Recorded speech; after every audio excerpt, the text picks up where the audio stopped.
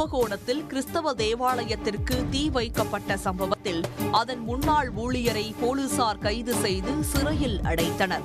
Kumbakonam Azure புறவழிச்சாலையில் இறை பராமரிப்பு மரியன்னை ஆலயம் உள்ளது.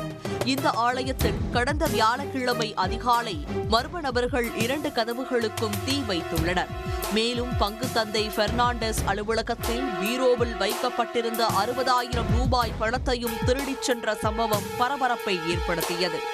அதுகுறித்து கும்பகோணம் தாலுகா காவல் நிலையத்தில் புகார் அளிக்கப்பட்டது. அதன் பேரில் போலீசார் வழக்கு பதிவு செய்தனர். கும்பகோணம் டிஎஸ்பி கீர்த்திவாசன் தலைமையில் காவல்துறையினர் விசாரணை நடத்தினர்.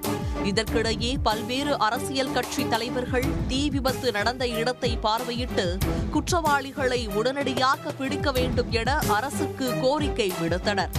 காவல்துறையினர் உடனடியாக தனிப்படை அமைத்து விசாரணையை தொடங்கினர். தேவாலயத்தில் பணிபுரிந்த முன்னாள் ஊழியர் 25 வயதான அனீஷ்குமார் மீது சந்தேகம் ஏற்பட்டது. அவர் 2 லட்சம் ரூபாய் அளவிற்கு பணம் திருடியதால் பணியிலிருந்து 3 மாதத்திற்கு முன் நீக்கப்பட்டவர். எனவே அந்த பகுதியில் உள்ள சிசிடிவி காட்சிகளை போலீசார் கைப்பற்றி ஆய்வு செய்தனர். அப்போது அனீஷ்குமார் தேவாலயத்திற்கு வந்து சென்ற காட்சி பதிவாகி இருந்தது. இதையடுத்து அனீஷ்குமாரை தேடி கும்பகோணம் ஆட்டோ நகரில் உள்ள வீட்டிற்கு சென்றனர். அங்கிருந்து அனீஷ்குமாரை பிடித்து வந்து விசாரணை நடத்தினர். அப்போது தேவாலயத்திற்கு தீ வைத்தது தான் என்றும் அவர் ஒப்புக்கொண்டதாக காவல்துறையினர் தெரிவித்தனர். பங்கு தந்தை பெர்னாண்டஸ் தூங்கிக் கொண்டிருந்த போது அவரது பீரோவில் இருந்த பணத்தை எடுத்ததாகவும் இந்த சம்பவத்தை திசை திருப்ப கதவுகளுக்கு தீ வைத்ததாகவும் அனீஷ்குமார் வாக்குமூலம் அளித்துள்ளார். இதனையடுத்து அவரை கைது செய்த போலீசார் அவரது வீட்டில் சோதனை மேற்கொண்டனர்.